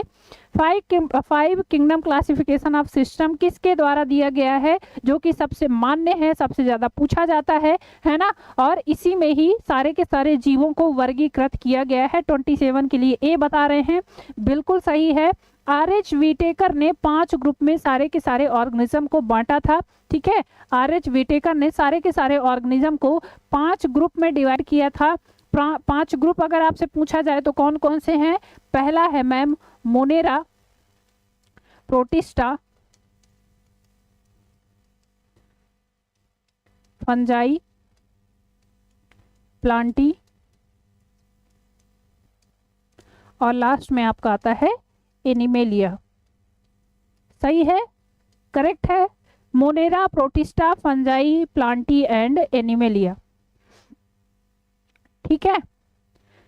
चलिए भाई, तो यहाँ पर आप बताएंगे कि मैम ये आर.एच. विटेकर के द्वारा दिया गया है। इन्होंने सारे के सारे जीवों को 5 ग्रुप में बांटा है, और वो 5 ग्रुप कौन कौन से हैं? तो पहला मोनेरा है, दूसरा प्रोटिस्टा है, तीसरा आपका फंजाई है, चौथा प्लांटी है, और लास्ट में आपका एनिमेलिया आता है। यहाँ पर अगर बात करते हो, मोनेरा में सारे के सारे प्रोकैरियोट्स को रखा गया है ना, प्रोकैरियोट्स, और वो भी यूनिसेलुलर होते हैं, यूनिसेलुलर रखे गए हैं। प्रोटिस्टा में यूनिसेलुलर यूकैरियोट को रखा गया है, यूनिसेलुलर यूकैरियोट को रखा गया है। फंजाई में सारे के सारे फंगस आ जाते हैं। प्लांटी में सारे के सारे जो आपके मल्टी सेलुलर प्लांट है वो आ जाते हैं, और एनिमेलिया में सारे के सारे मल्टी सेलुलर ऑर्गेनिज्म जो भी जीव हैं वो आ जाते हैं। तो यहाँ पर बताएंगे कि ऑप्शन आपका ए एकदम सही आंसर हो जाएगा। बढ़ते हैं नेक्स्ट क्वेश्चन की तरफ, ठीक है। चलिए अगला क्वेश्चन देखते हैं। The endosperm is a gametophytic tissue in. Endosperm इनमें से किसकी एक गैमेटोफिटिक कोशिका है? चलिए भाई फटाफट से बताएंगे। चलिए अनुराधा जी बता रही हैं, हाँ हाँ बिल्कुल सही बात है। नहीं, प्लांटी ही लिखा है भाई, अरे ये ई बनाए हैं। चलो कहाँ टाइप हो गया है?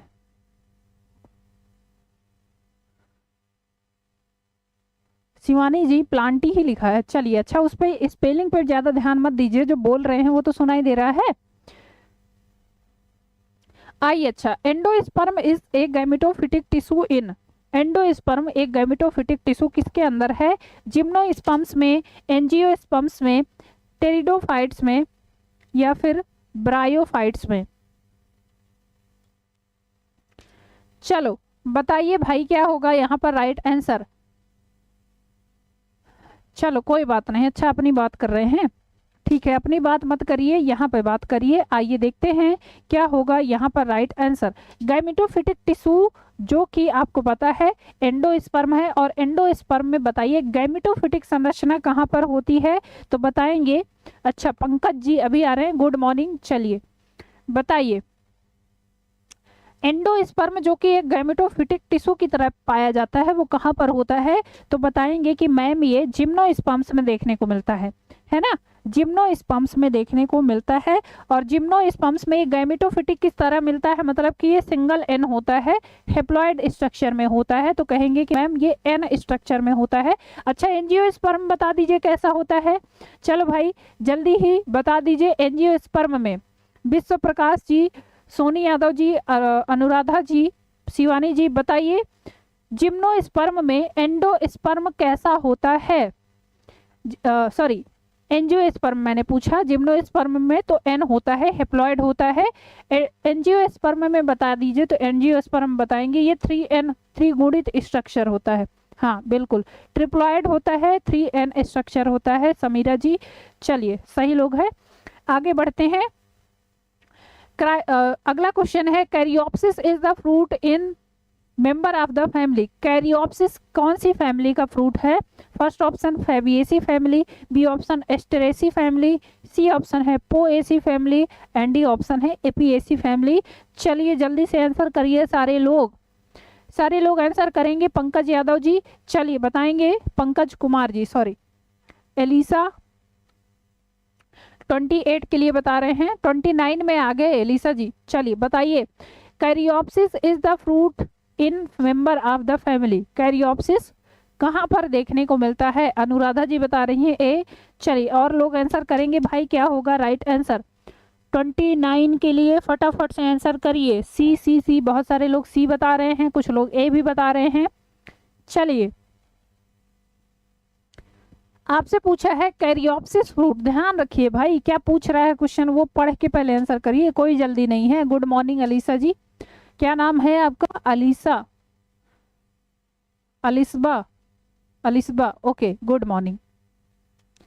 चलिए बताइए, अच्छा बताइए क्या होगा यहाँ पर राइट आंसर? कैरियोप्सिस फूड कहाँ, सॉरी कैरियोप्सिस फ्रूट कहाँ पर देखने को मिलता है? तो बताएंगे कि ये पोएसी फैमिली में होता है मैम, पोएसी में होता है। ए जो लोग बता रहे थे वो सही नहीं है, पोएसी फैमिली में देखने को मिलता है। ऑप्शन सी आपका यहाँ पर एकदम सही आंसर है। बढ़ते हैं नेक्स्ट क्वेश्चन की तरफ। The formula for chitin is, chitin आप बताइए काइटिन का फॉर्मूला क्या है? इनमें से काइटिन का फॉर्मूला क्या है? C20H34N2O21 और ये N स्ट्रक्चर में होता है। C22H34N4 या O21, सी ऑप्शन दिया है C22H24N4O21 whole square N and D option दिया है C22H54N2 एंड लास्ट दिया है O16 का होल स्क्वायर N। चलिए भाई बता दीजिए फटाफट से। काइटिन, काइटिन जो कि आपको पता है ये कहाँ पर, कवकों की बाह्य त्वचा में भी होता है, और आप पढ़ते हो जो कीट पतंगे होते हैं उनकी त्वचा में भी आपको काइटिन देखने को मिलता है ना? कहाँ पर काइटिन? काइटिन आप किसकी कोश सेल वॉल में पढ़ते हो? तो बताएंगे मैम ये फंगस की सेल वॉल में होता है, फंजाई की जो सेल वॉल होती है वो काइटिन की बनी होती है। उसके अलावा बात करते हैं जो इंसेक्ट होते हैं, इंसेक्ट की बाह्य त्वचा में भी ये देखने को मिलता है। और एक चीज और आपको ध्यान में अगर आए तो इंसेक्ट में ये नाइट्रोजन सबस्टेंस पाया जाता है, इसीलिए बहुत सारे पौधे जिनको इंसेक्टिवोरस प्लांट कहा जाता है वो इन इंसेक्ट को पकड़ कर खाते हैं। और चूंकि यहाँ पर काइटिन प्रेजेंट होता है तो इसी की वजह से वो अपने में इंसेक्टिवोरस प्लांट में जो नाइट्रोजन की कमी होती है वो इसी से पूरा करते हैं। ठीक है, चलिए भाई बताएंगे क्या होगा। 30 के लिए बता रहे हैं कुछ लोग, डी बता रहे हैं पॉलीमर ऑफ NAG, हाँ सही बात है। आगे बताइए, पॉलीमर है, हाँ बिल्कुल सही बात है, पॉलीमर है। उसका सूत्र आपसे पूछा है वो बताना है, काइटिन का फॉर्मूला बताना है भाई, काइटिन का फॉर्मूला बताना है सबको। सबका फर्स्ट क्लास ही है? नहीं, बहुत सारे लोग रेगुलर आते हैं। चांदनी जी बहुत सारे लोग रेगुलर आते हैं, आप भी आज से रेगुलर हो जाइएगा। ठीक, चलिए बताइए अच्छा क्या होगा काइटिन के लिए, बताइए फॉर्मूला क्या है, बात मत करिए। अच्छा चलो जल्दी से आंसर करेंगे, क्या होगा यहाँ पर राइट आंसर? तो काइटिन का जो फॉर्मूला होता है वो होता है C22H34N4O का 21 होता है और इसका होल स्क्वायर N होता है। ठीक है, ऑप्शन बी आपका यहाँ पर सही आंसर हो जाएगा, ऑप्शन बी आपका यहाँ पर एकदम सही आंसर है। ठीक है, चलिए आगे बढ़ते हैं नेक्स्ट क्वेश्चन की तरफ। अगला क्वेश्चन है the phenomena of resupination is reported is, विपर्यास्तता की परिघटना होती है, विपर्यास्तता की परिघटना कहाँ पर होती है? लिलिएसी फैमिली में, ऑर्किडेसी फैमिली में, रूबिएसी फैमिली में, या फिर साइप्रिएसी फैमिली में? चलिए 31 के लिए आंसर करिए, क्या होगा राइट आंसर? 31 के लिए बताएंगे क्या होगा राइट आंसर। चलिए भाई, तो ये कंडीशन कहाँ पर देखने को मिलती है? ये आर्किडेसी फैमिली में देखने को मिलती है। ठीक है, आर्किडेसी फैमिली के कुल के जो बीज होते हैं वो सबसे छोटे होते हैं। ये भी पूछा जाता है, क्वेश्चन आपसे पूछा जाता है कौन सी फैमिली है जिसके सीड सबसे छोटे हैं, तो वो भी ध्यान रखेंगे। आर्किडेसी फैमिली ही होती है जिसके बीज सबसे छोटे होते हैं। हाँ हाँ, चलिए बढ़ते हैं नेक्स्ट क्वेश्चन की तरफ। विच एंटीबॉडी पासेस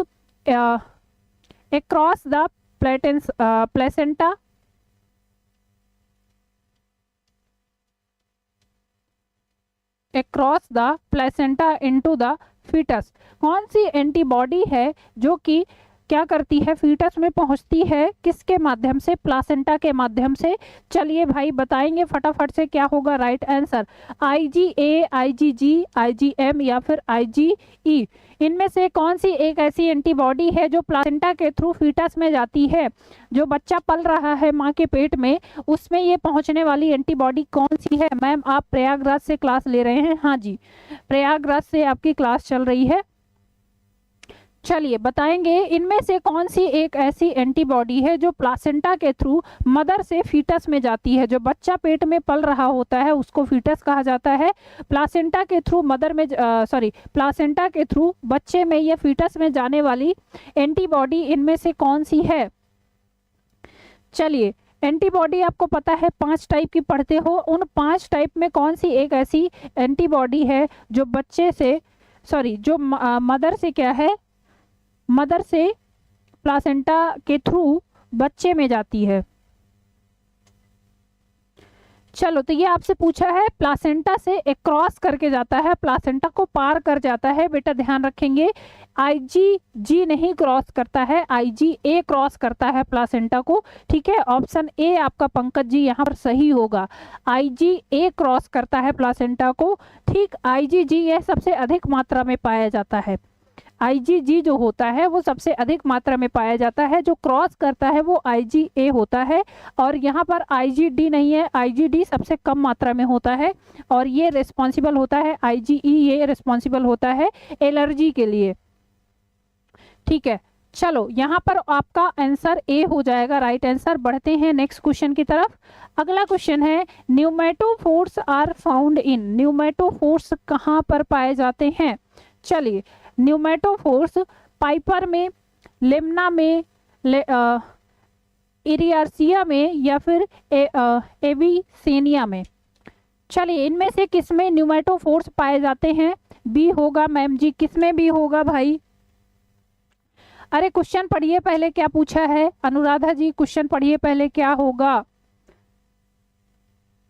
क्वेश्चन पहले पढ़िए क्या पूछा है आपसे, एक बार क्वेश्चन को पढ़ेंगे तब समझ में आएगा। देखिए आपसे क्वेश्चन में पूछा है, which antibody passes across the placenta into foetus? आपसे क्वेश्चन में पूछा है कि प्लासेंटा को पार करके कौन जा रहा है। ठीक है, तो ये आपका IgA होता है जो पास करके जाता है। बेटा ध्यान रखेंगे, IgG पाया जाता है, मैं डिनाई नहीं कर रही हूँ, लेकिन IG पाया जाता है वो सबसे अधिक मात्रा में पाया जाता है, अंतर है दोनों में। ठीक है, चांदनी जी 32 के लिए बी नहीं होगा बेटा, 32 के लिए ए होगा, 32 के लिए ए होगा। IgB पाया जाता है लेकिन वो सबसे अधिक मात्रा में पाया जाता है। IgA ये प्लासेंटा को सबसे ज्यादा क्रॉस करता है। ठीक है, ये सबसे ज्यादा क्रॉस करता है, IgA ही यहाँ पर लगा लीजिए। अगर डाउट है तो लेट मी चेक, मैं चेक करके आपको बता दूंगी। ठीक है, जहां तक मुझे पता है ये सबसे अधिक मात्रा में पाया जाता है, लेकिन जो क्रॉस करता है वो होता है IgA, क्योंकि क्रॉसिंग का आपसे पूछा है ना। क्वेश्चन आप देखिए भाई, ऐसे ही गलत करके आ जाएंगे, फिर यहाँ पे आएंगे कहेंगे मैम गलत हो गया क्वेश्चन। आप लोग क्वेश्चन पढ़ते ही नहीं है, क्वेश्चन में सीधे सीधे दिया है ना, जो प्लासेंटा को सबसे ज्यादा क्रॉस करता है वो पूछा है। प्लासेंटा को सबसे ज्यादा क्रॉस करके फीटस में कौन जा रहा है, तो that is IgA not IgB। ठीक है, चलो भाई आगे बढ़ते हैं नेक्स्ट क्वेश्चन की तरफ। अब बताइए न्यूमेटोफोर्स कहाँ पर देखने को मिलते हैं। चलिए आगे आ जाइए क्वेश्चन में। न्यूमेटोफोर्स कहाँ पर देखने को मिलते हैं? पाइपर में, लेमना में, इरियर्सिया में या फिर एविसीनिया में।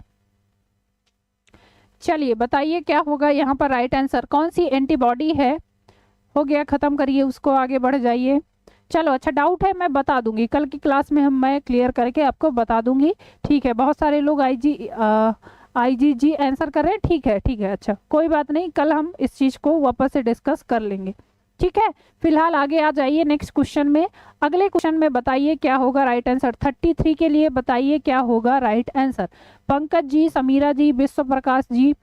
ठीक है, चलिए बताइए बाकी लोग कहाँ गए। चलिए आंसर करिए। न्यूमेटोफोर्स आप पढ़ते हो, ये जलोद्भिद पौधों में पाया जाता है। सॉरी, लवणोद्भिद पौधे जो होते हैं, जो मैराइन एरिया में उगते हैं, है ना। और इनको कहा जाता है, ये ऐसे पौधे होते हैं जो कि कीचड़ में उगते हैं, दलदली एरिया में उगते हैं, और यहाँ पर ऑक्सीजन की कमी होती है, जिसके लिए ये न्यूमेटोफोर्स फिर डेवलप होते हैं। ये जड़ें होती हैं जो कि जमीन से ऐसे उल्टी दिशा में ऐसे क्या होती हैं, निकल आती हैं और श्वसन के लिए रिस्पॉन्सिबल होती हैं। ये एग्जाम्पल है किसमें? एविसीनिया में देखने को मिलता है। तो ऑप्शन डी यहाँ पर एकदम सही आंसर हो जाएगा। साल्टी एरिया में देखने को मिलते हैं, बिल्कुल सही सोनी यादव जी। चलिए बढ़ते हैं नेक्स्ट क्वेश्चन की तरफ। अगला क्वेश्चन है, vanadium is suppose to the respiratory pigment in. Vanadium श्वसन पिगमेंट कहाँ पर कार्य करता है, किसमें देखने को मिलता है? फर्स्ट ऑप्शन इकाइनोडर्म्स में, बी ऑप्शन बेलेनोग्लासस में, सी ऑप्शन हार्डमानिया में या फिर एम्फिऑक्सस में। चलिए बताइए कहाँ पर देखने को मिलता है। वेनेडियम एक टाइप का रेस्पिरेटरी पिगमेंट है जो कि कौन से ग्रुप में देखने को मिलता है? इकाइनोडर्म्स में, बेलेनोग्लासस में होता है, हार्डमानिया में होता है या फिर एम्फिऑक्सस में होता है। 34 के लिए सभी लोग आंसर करेंगे फटाफट से, क्या होगा राइट आंसर। 34 के लिए बताइए कहाँ पर राइट आंसर हो जाएगा, कौन सा यहाँ पर राइट आंसर हो जाएगा। चलिए बताइए भाई फटाफट से, रेस्पिरेटरी पिगमेंट वेनेडियम कहाँ पर देखने को मिलता है? तो बहुत सारे लोग आंसर कर रहे हैं, बिल्कुल सही बात है, हार्डमानिया में, यूरोकॉर्डेटा में देखने को मिलता है। ऑप्शन सी आपका एकदम सही आंसर हो जाएगा। ठीक है, अच्छा हीमोसाइनिन कहाँ पर होता है ये भी बता दीजिए। हीमोसाइनिन कहाँ पर होता है? और हीमोग्लोबिन तो आपको पता ही है, हीमोसाइनिन और हीमोग्लोबिन ह्यूमंस में होता है ना। ह्यूमंस में हीमोग्लोबिन, हमारे रक्त में क्या होता है? हीमोग्लोबिन होता है। हीमोसाइनिन आप पढ़ते हो, ये ब्लू कलर का पिगमेंट होता है और ये इंसेक्ट में देखने को मिलता है। इंसेक्ट में देखने को मिलता है हीमोसाइनिन। वेनेडियम आपका मिलता है हार्डमानिया में, और हीमोग्लोबिन आपका मिलता है जो स्तनधारी हैं मैमल्स में। ठीक है, चलिए बढ़ते हैं आगे नेक्स्ट क्वेश्चन की तरफ। अगला क्वेश्चन है, pebrine disease occurs in. Pebrine disease कहाँ पर होता है? लैग इंसेक्ट में, सिल्क वर्म्स में, चिकन में या फिर हनी बीज में। चलिए भाई जल्दी से आंसर कर दीजिए। हाँ चलिए अगले क्वेश्चन में आंसर करिए सभी लोग जल्दी से, क्या होगा अगले क्वेश्चन में बताइए। पेब्रिन डिसीज कहाँ पर होता है? लैग इंसेक्ट में, सिल्क वर्म्स में, चिकन में या फिर हनी बी में। इनमें से कौन सा ऐसा जीव है जिसमें पेब्रिन डिसीज नाम की बीमारी होती है? चलो बताइए भाई। इसको रानी खेत कहा जाता है ना, जनरली इसको रानी खेत नाम से जाना जाता है। और ये किस में होने वाली डिसीज है? मुर्गियों में, चूजों में होने वाली डिसीज है। क्लियर, ऑप्शन सी आपका यहाँ पर एकदम सही आंसर हो जाएगा। 35 के लिए ऑप्शन सी होगा चांदनी जी। ठीक है, सिल्क वर्म कहाँ से आ जाएगा भाई, कैसे बता रहे हैं आप लोग? मुर्गियों की बीमारी है ये। अच्छा सॉरी, मैंने रानी खेत बताया ना, रानी खेत मुर्गियों की बीमारी है। हाँ, ये क्या होता है? रानी खेत मुर्गियों की बीमारी है। पेब्रिन डिसीज ये सिल्क वर्म में होता है। हाँ सही बता रहे हैं, मैंने रानी खेत पढ़ा। ऑप्शन बी यहाँ आपका सही है, सिल्क वर्म में ही होता है। चलो सिल्क वर्म में ही होता है, हाँ सही बात है। रानी खेत चिकन में होता है। हाँ रानी खेत मैंने पढ़ा तो मैंने चिकन बता दिया, ऑप्शन सी लगा दिया। My bad. ऑप्शन बी यहाँ आपका पेब्रिन डिसीज कहाँ पर होता है, तो बताएंगे बी होगा। हाँ बिल्कुल सही बता रही हैं अनुराधा जी आप, बी होगा आपका सही आंसर। रानीखेत क्या होता है, तो रानीखेत चूजों में होता है। ठीक है, चलिए आगे बढ़े नेक्स्ट क्वेश्चन की तरफ। अगला क्वेश्चन देखिए, व्हाट इज ए जीनोबायोटिक। इनमें से कौन सा एक जीनोबायोटिक है, इनमें से कौन सा जीनोबायोटिक है। जीनोबायोटिक क्या है, एक टाइप की इंसेक्टिसाइड है, बी ऑप्शन है, फंगीसाइड है, सी ऑप्शन है, हर्बिसाइड है, या फिर नन ऑफ द एबव, इनमें से sorry all of the above, इनमें से सभी है। चलिए बताइए। अच्छा चलिए 36 के लिए बताइए, जीनोबायोटिक क्या है। एक इंसेक्टिसाइड दवा है, एक फंगीसाइड दवा है, एक हर्बिसाइड दवा है, या फिर इनमें से सभी आ जाएगा। चलो 36 के लिए बहुत सारे लोग बता रहे हैं ऑप्शन डी। हाँ 36 के लिए हो जाएगा आपका ऑप्शन डी। ये सभी के लिए उपयोग की जाती है ना, किसानों के द्वारा अपने फसलों में छिड़काव किया जाता है इसका। ऑल ऑफ द एबव हो जाएगा। ये इंसेक्टिसाइड भी होता है, फंगीसाइड भी होता है, खरपतवार को भी नष्ट करता है। तो बिल्कुल सही बात है, ऑप्शन डी आपका यहाँ पर एकदम सही आंसर हो जाएगा। चलो आगे बढ़ते हैं नेक्स्ट क्वेश्चन की तरफ। अगला क्वेश्चन है, नैनेड्रिया आर फाउंड इन, नैनेड्रिया पाई जाती है क्लेडोफोरा में, ऊडोगोनियम में, कारा में एंड एक्टोकार्पस में। बताएंगे कहाँ पर देखने को मिलता है। चलिए बताइए, नैनेड्रिया आर फाउंड इन, नैनेड्रिया ये स्ट्रक्चर कहाँ पर देखने को मिलते हैं, जल्दी से बता दीजिए। नैनेड्रिया कहाँ पर देखने को मिलते हैं, क्लेडोफोरा में, ऊडोगोनियम में, कारा में, या फिर एक्टोकार्पस में। तो 37 के लिए हो जाएगा ऊडोगोनियम। ये एक टाइप के स्पोर होते हैं जो कि ऊडोगोनियम में देखने को मिलते हैं, है ना। ये एक टाइप के क्या हैं, स्पोर होते हैं जो कि ऊडोगोनियम में देखने को मिलते हैं। बिल्कुल सही, ठीक है। और ये कहते हैं, इनको कहा जाता है एंडोस्पोर। ये एक टाइप के एंडोस्पोर्स होते हैं जो कि ऊडोगोनियम में देखने को मिलते हैं। ऑप्शन बी आपका यहाँ पर एकदम सही आंसर हो जाएगा। चलिए बढ़ते हैं नेक्स्ट क्वेश्चन की तरफ। बोटेनिकल नेम ऑफ आड़ू, आड़ू का वनस्पतिक नेम बताना है आपको। फर्स्ट ऑप्शन है प्रानस, प्रानस एमिडेगस, बी ऑप्शन प्रानस प्रानस आर्मेनियाका, सी ऑप्शन है प्रानस पर्सिका एंड डी ऑप्शन है प्रानस एविनम।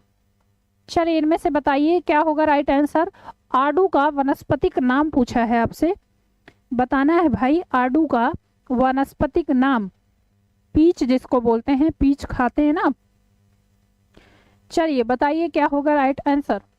आड़ू जिसको पीच बोलते हैं, जनरल शब्द में इसको क्या कहा जाता है, peach.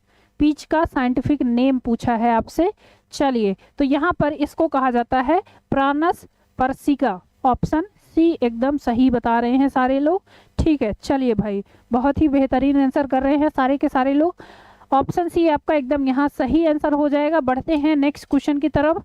In man expired air contains oxygen about, humans में जो एक्सपायर्ड मतलब जो आप निकालते हो श्वसन के दौरान, जो ऑक्सीजन जो ऑक्सीजन या जो हवा आप निकालते हो उसमें ऑक्सीजन कितने परसेंट होती है, 4%, 10%, 20% या फिर 16%। चलिए फटाफट से बता दीजिए। अच्छा, मनुष्यों द्वारा निष्कासित जो वायु है उसमें, वैसे तो आप पढ़ते हो कि कार्बन डाइऑक्साइड ही निष्कासित करते हैं, लेकिन उसमें ऑक्सीजन भी होता है। तो ऑक्सीजन आप बता दीजिए, ऑक्सीजन कितने परसेंट होता है उसमें। चलिए भाई सारे लोग आंसर कर रहे हैं। 4%, 10%, 20% या फिर 16%। तो बिल्कुल सही है। जो हम निष्कासित वायु है उसमें क्या है, उसमें ऑक्सीजन अबाउट 16% होता है। ऑलमोस्ट आपका उसमें 16% क्या होता है, ऑक्सीजन होता है। ठीक है चलिए बढ़ते हैं इस सीरीज के लास्ट क्वेश्चन की तरफ।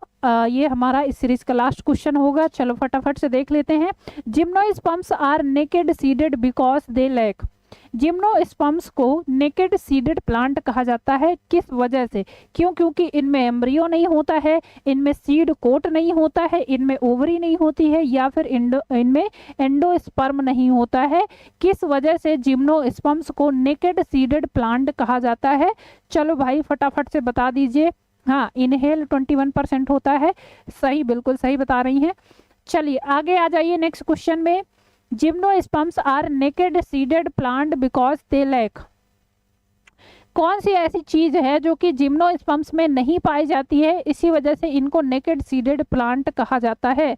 Ovary, fruit, ovule, seed. आपसे पूछा गया है कि जिम्नोस्पर्म को नेकेड सीडेड प्लांट क्यों कहा जाता है? कौन सा एक ऐसा पार्ट है, एम्ब्रियो नहीं पाया जाता, सीड कोट नहीं होता, इनमें ओवरी नहीं होती, या फिर इनमें एंडोस्पर्म नहीं होता? कौन सा एक पार्ट है जो कि आपको नहीं देखने को मिलता इनमें? तो कहेंगे कि मैम इनमें क्या नहीं होता है, इनमें कहेंगे इनमें सीड कोट नहीं होता है। अब सीड कोट मतलब जो सीड के ऊपर कोट होता है, उसी वजह से इनको नेकेड सीडेड प्लांट कहा जाता है। बाहर से आवरण नहीं होता है, ठीक है, इसी वजह से इनको कहा जाता है नेकेड सीडेड प्लांट। तो चलिए आज के सेशन के लिए इतना ही, बाकी मिलते हैं आपसे कल इसी टाइम पे, ठीक है। सभी लोग आइएगा, क्लास में उपस्थित रहिएगा, और आप सबका बहुत बहुत धन्यवाद। बाकी क्लास को शेयर करिएगा अपने सारे यार दोस्त मित्रों के पास, और लाइक करिएगा, ठीक है। अपने सुझाव भी दीजिएगा कमेंट सेक्शन में। बाकी आपके लिए कुछ सूचनाएं हैं। हमारे द स्मार्ट विजन क्लासेस में यूपी टेट जूनियर लेवल का और यूपी टेट प्राइमरी लेवल का बैच चल रहा है, क्लियर। उसमें आप ज्वाइन कर सकते हैं। आप द स्मार्ट विजन क्लासेस को प्ले स्टोर से जाइए और वहाँ पर ज्वाइन करिए। उसके अलावा आपको और कुछ कोर्सेस आपको देखने को मिल जाएंगे, जैसे कि TGT, PGT, LT, GIC, UGC, net, JRF, CTET आपका एग्ज़ाम आ चुका है ना। सीटेट का आपको पता है एग्ज़ाम डेट आपकी आ गई है, 8 फरवरी को आपका सीटेट का एग्ज़ाम है। यूपी टेट का भी एग्ज़ाम शायद संभवतः आपका जनवरी में होगा, क्योंकि ऐसा बताया गया है। और एस्टेट आपका एग्ज़ाम चल ही रहा है, आपको पता है। DSSB, BPSC, KVS, NVS और EMRS सभी के बैचेस, बेहतरीन बैचेस आपको देखने को मिल जाएंगे यहाँ पर।